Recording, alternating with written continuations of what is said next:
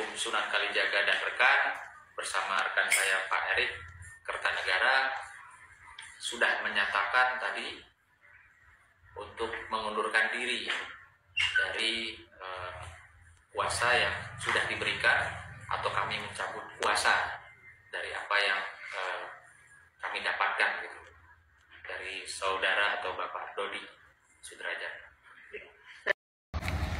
Pak Bos, terkait pengunduran diri Bang Sunan itu kira-kira gimana tuh Pak Bos? Baik, jadi tadi malam kita melihat secara resmi Bang Sunan telah mengundurkan diri sebagai kuasa hukum atau lawyernya Pak Dodi, dan itu disampaikan melalui konferensi pers ya. Tapi masih banyak menyisakan pertanyaan, kenapa? Apakah karena Bang Sunan sudah menyadari bahwa Pak Faisal adalah di pihak yang benar, atau karena Pak Dodi membeberkan bukti-bukti yang tidak valid kepada Bang Sunan, atau karena hujatan atau cuitan atau komentar daripada netizen sehingga angkat bendera putih lalu mengundurkan diri sebagai pengacaranya Pak Dodi? Ya, kita tidak tahu ya, dan itu masih misteri. Tapi yang pasti adalah Bang Sunan sudah mundur sebagai pengacara Pak Dodi. Kita lihat episode-episode berikutnya. Kita sebagai netizen tentu ya akan mengikuti terus perkembangannya, dan saya sebagai praktisi hukum akan melihat bagaimana upaya-upaya berikutnya. Padahal sebelumnya saya positive thinking ketika Bang Sunan datang ke rumah Pak Faisal, ada sinyal mengarah pada perdamaian. Saya berharap ada penyelesaian. Ternyata di luar dugaan saya. Setelah mengunjungi rumah Pak Faisal, lalu kemudian berita berikutnya adalah pengunduran diri. Ya, kita nggak tahu apa tindakan-tindakan atau upaya daripada Pak Dodi berikutnya. Tapi terlepas dari siapapun pengacaranya Pak Dodi, saya hanya berharap bahwa ini harus diselesaikan secara kekeluargaan, tidak perlu diperpanjang lagi. Kemudian terlepas dari perkara mundurnya Bang Sunan, yang viral juga kemarin adalah terkait dengan Gus Rofi ya, yang melaporkan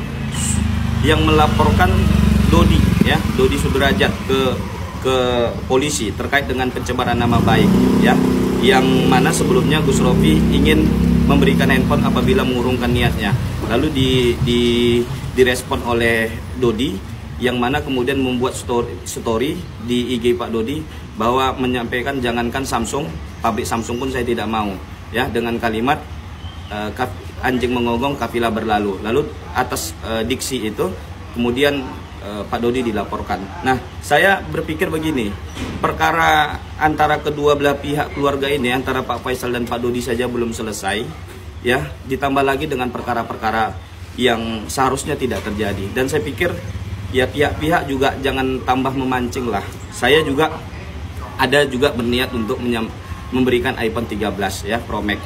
Kalau seandainya mengurungkan niatnya, seandainya pun ada respon yang tidak baik, saya tidak akan melakukan upaya-upaya apapun. Karena kan ada aksi, ada reaksi. Melaporkan Pak Dodi Sudrajat, itu korbannya saya sendiri.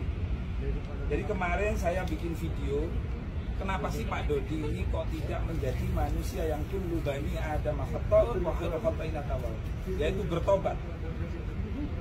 Nah, akhirnya spontan saya kebetulan di counter HP, lalu saya bikin video. Nah, bikin videonya untuk Pak Dodi yang terhormat, jika Anda mengurungkan niat untuk membongkar makam almarhumah Vanessa, karena beliau ini orang baik ya, di akhir hayatnya Masya Allah semua berguna.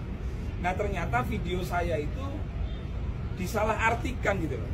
Saya maunya kalau Anda mau menghentikan rencana pembongkaran makam, maka saya akan berikan Samsung Z Fold 3. Itu serius itu.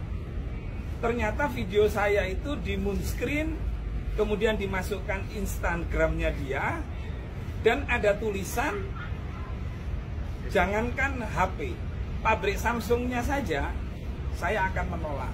Dan yang paling menyedihkan adalah kebaikan ketulusan saya itu dikatain biarlah anjing menggonggong kafilah berlalu. Jadi di moon screen itu ada foto saya, ada nama saya.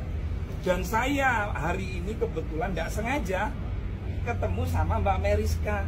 Lah kok laporannya Mbak Merisa sama Mbak Emma ya? Iya, Mbak Emma Waroka ini. Jadi ini semua adalah takdir Allah. Mudah-mudahan dengan didampingi Bang Rasman saya juga baru kenal karena saya datang ke sini nggak ada pengacara. Saya jauh-jauh dari Kediri, Jawa Timur, penjual nasi rawon bidadari. Tapi ini demi kehormatan orang yang sudah meninggal. Orang yang sudah meninggal tidak boleh diceritakan sedikit pun kejelekannya, aibnya. Pak Bos, Ya, mengenai Gus Rofi itu tanggapan Bos kira-kira gimana? ya. Kemarin kita dihebohkan lagi dengan adanya laporan dari Gus Rofi terkait dengan story Dodi yang menurut Gus Rofi mengandung pencemaran nama baik, lalu menggandeng pengacara top ibu kota Bang Rasman Arif Nasution. Nah, terkait dengan sebelumnya Gus Rofi menjanjikan akan memberikan handphone G4 3 apabila Dodi mengurungkan niatnya untuk memindahkan makam orang baik almarhum Vanessa. Lalu direspon dengan tidak baik oleh Pak Dodi melalui story Instagram. Nah, saya pikir kita atau Gus Rofi seharusnya lebih wise menyikapi kasus tersebut, tidak langsung melakukan upaya hukum kepada Pak Dodi. Bagaimanapun perseteruan antara Pak Dodi dengan Pak Faisal ini belum usai, ya, masih berjalan. Apalagi Bang Sunan sudah mundur. Kita tidak tahu akhir daripada cerita perkara ini seperti apa. Apakah berakhir melalui pengadilan atau selesai secara kekeluargaan, kita juga belum tahu.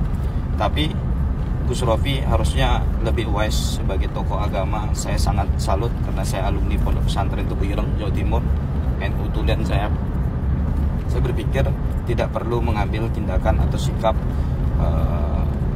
berlebihan, karena upaya hukum atau dengan cara melaporkan Dodi itu termasuk tindakan ekstrim ya menurut saya. Tidak perlulah, karena kan Gus Rofi ada aksi ya, dan kemudian ada reaksi. Nah, kalau reaksinya tidak sesuai yang diharapkan, kita tidak perlu menyikapinya berlebihan. Cukup kita doakan, mudah-mudahan mendapatkan yang terbaik. Nah, saya pikir tidak perlu menambah atau memperuncing suasana, karena semakin tidak elok dilihat ya, apalagi sampai konferensi pers lah terkait dengan laporan itu. Dan ya seharusnya menunjukkan sikap-sikap yang santun lah ya. Artinya santun yang saya maksud adalah tabayun kepada Pak Dodi kan bisa ya, tidak perlu dengan cara melaporkan ya. Kalau niatnya baik tentu dilakukan dengan cara yang baik ya, karena yang baik pun kita lakukan belum tentu diterima baik oleh publik. Tapi yang paling penting adalah niatan kita, niatnya apa sebenarnya. Nah, yang paling penting adalah meluruskan niat kita. Dan saya berharap Gus Rofi mencabut laporannya ya, mencabut laporan polisi.